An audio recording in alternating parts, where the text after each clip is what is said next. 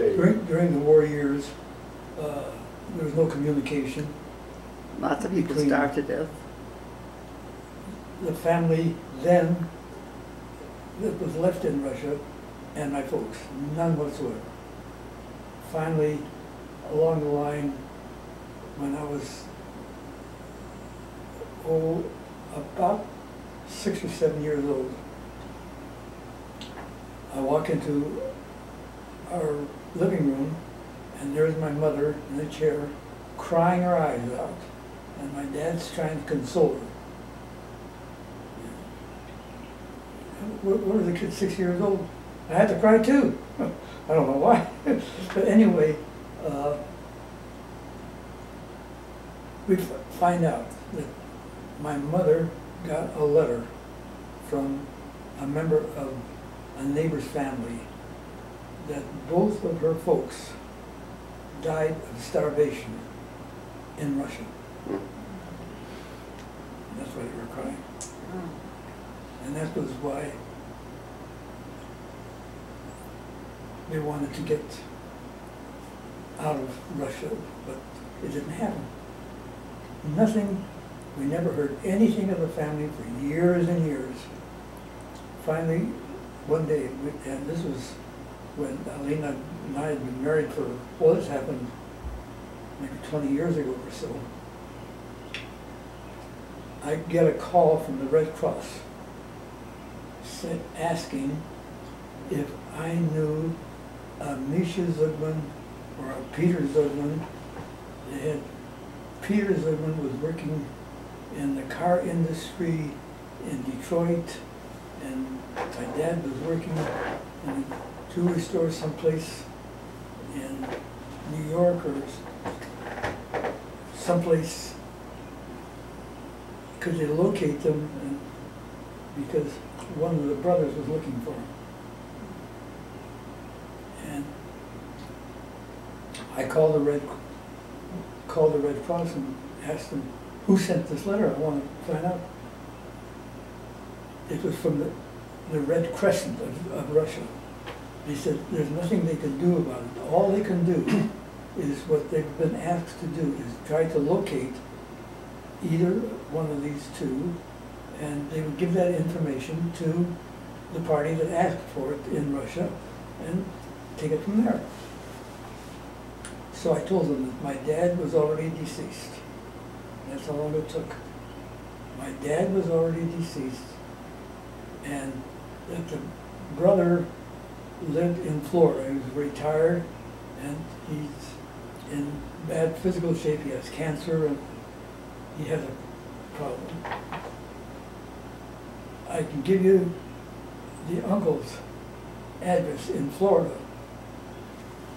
And I am the oldest son of my dad, and I have a brother, and I have 2 brothers and a sister. And I would like to communicate with whoever sent this letter. And about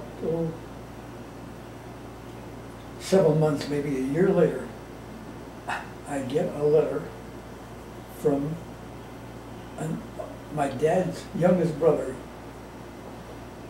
who wasn't even born when my dad left Russia. When my mother and dad were married, the brother that came over following him was 1 year old, and this man was 10 years younger than that. So, and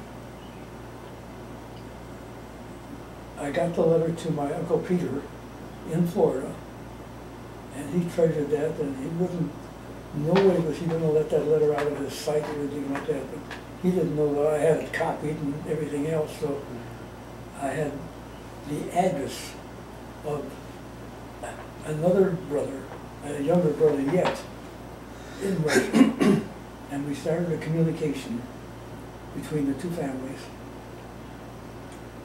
to a point where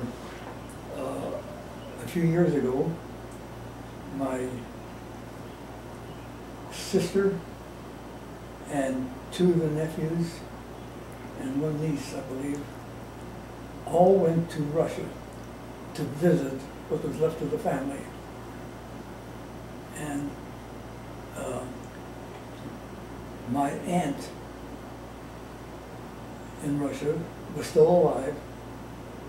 It was this boy that came from, shortly after my dad came, his mother. And she had a big family of her own by this time. Anyway, they visited there with him and we communicated with them, and they said, don't send them money.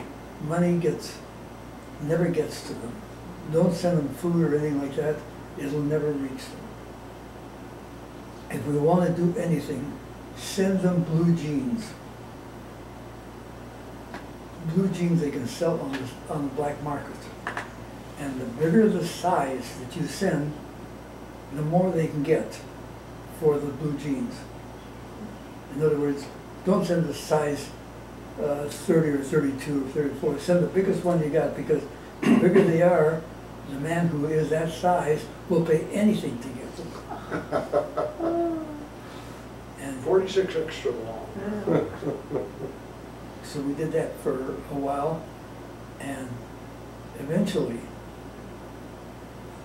some of the family came here, and my dad's youngest brother, very youngest, the one who was born, well, he's only about 5 years older than I am, came and came to Portland and stayed with us for a few days or a couple of weeks or something, I don't remember exactly. And he's come back here 3 different times since. Of course, now he's gone. No, he's still alive. Peter's still alive, I think. In Minneapolis? No, he lives in Boston now. In Boston, that's right. And some of our family has gone, anytime somebody of the family goes back east, they make it a point to go out of their way, if it's reasonable, to the Boston area and visit with them. And he and his wife are very, very sick. And, you know, they're getting up there in years. But there is a communication of sorts now between the families, and that's how the family got started here.